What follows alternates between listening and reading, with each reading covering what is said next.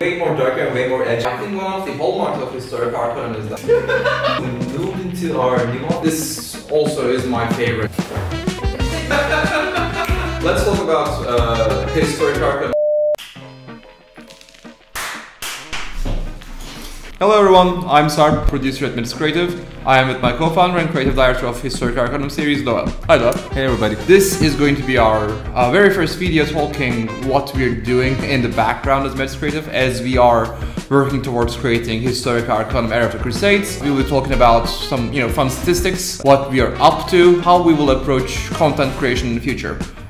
With Developer Diaries, with lore deep dives, and all sorts of fun stuff. So we moved into our new office, which is gonna be way more spacious than the other, so we'll be able to do more of these videos. And if you guys have anything in mind that you want to discuss with us in our videos, feel free to do it.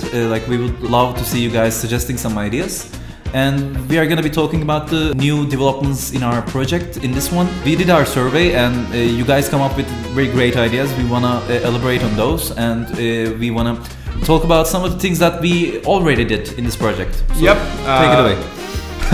Also, just bear in mind English is not our first language, so we may have some slip-ups here and there, but I think you will see more of those in bloopers. I hope not. All right. This videos will be formatted as just non-scripted, as minimally as possible. So this is just us talking about role-playing games, Historica Arcanum, and the joys and perils of being a tabletop studio. Alright, so our first big news is that we are gonna be in a couple of the conventions this year. Yep. So it's not a secret that we are living in another continent than you guys, than most of you guys. But it's been a torture for us to not to see you guys in real life. Yep. Like, we can see the numbers grow, we can see all the great stuff that you guys post in your social medias, and we see our comments, but it's not the same. I mean, we would love to have some face-to-face interaction with you guys, but it's not been possible so far, except that some of you guys visit us in Turkey, which was great. Yeah, which is always awesome. It's always nice to have you guys in the office, but we are aiming to attend the major conventions, especially in North America. We already applied to Gen Con. Yes, we already applied to Gen Con. As soon as, fingers crossed, they give us a good spot. We are going to apply to PAX Unplugged. We're planning on hitting Essen and United Kingdom Games Expo in the European continent. Obviously, if you have any other suggestions, we would love to be present. The second news is, I think it's not just a news, but an ongoing process. Era of the Crusades is going great. We finished what we call our design codex, which is, it's your space. You talk about design codex. The fun stuff is my territory. He does the numbers. Who cares? Yeah. Our design codex is mostly done, 99% done, which is the main source that we use as our design guidelines in the book. So it's visual design. From now on, it's just drag and drop for us. We are gonna write the content. Our designers will just drag and drop those texts and artworks to the book, and will be way faster than we probably assumed in the beginning. Exactly, and that is the visual section. In terms of written content, we are actually blazing through everything except the main storyline. Subclasses are finished and are being internally place tested right now. So is Deck of the Damned, and once they're in a place where we are ready to showcase, we will actually have a public playtest. We will send you guys information, details, all the subclasses, all the Deck of the Damned cards in a tabled format. So we would love to hear your opinions before we finalize our designs. Speaking of which, favorite subclasses? I'm really proud of our subclass group in this one. I always loved our subclasses, but this time is kind of different because we put this more Bloodborne-like, more Lovecraftian, Lovecraftian-esque. Yeah, Lovecraftian, I guess. It's such a hard word, right? So we put this twist on this book, which is gonna be way more not interesting, but way more different than the others. Because in the previous two books, we aim to be more historically accurate.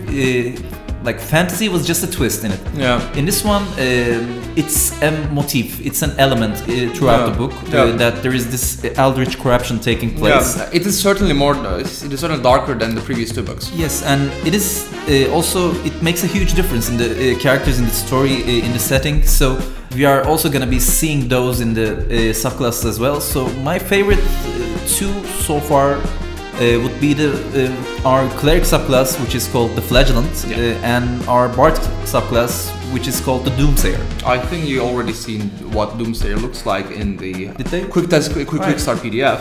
My favorite is actually not a magical one. I really enjoy fighter subclass, Mamluk, obviously, a hallmark of the Crusades era from the Muslim side. And this also is my favorite subclass range of all the 3 setting books that we released.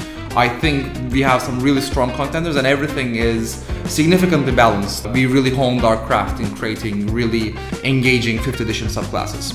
Yeah, I mean, also our bard subclass is kind of different this time because, you know, in most of the settings, bards are this.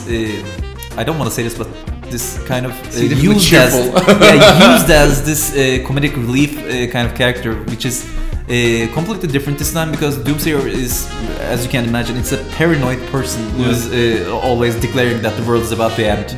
But then again, you can be a comedic relief with that kind of person too. But I mean that's completely more realistic, but no. So this one will be kind of different, which is a refreshing experience in my opinion because if you don't want to go for this goofy bard character, you can always get this mentally problemed, paranoid person as a bard subclass, which is going to be way more darker and way more edgy if you rock with that. Yeah, absolutely. But I think it's great. And Flagellant is also a good twist. Oh yeah, I mean, it is certainly one of the more glass cannon of the subclasses, which I really like. What else about Flagellant? So what's different is basically Flagellant is using method of worship as its main course of action. Power. Yeah, absolutely. So this is gonna be interesting in my opinion because most of the cleric subclasses are really about just praying for something, like expecting something to happen from your god or goddess or whatever they are worshipping at. Now they have to bleed for it. Yes, this is a way more balanced kind of deal in my opinion. Absolutely. Okay. So sorry again for the little bit of slip-ups and hiccups with the language, but bear with us for the sake of the videos. If you have anything to suggest about the videos, please feel free to do that.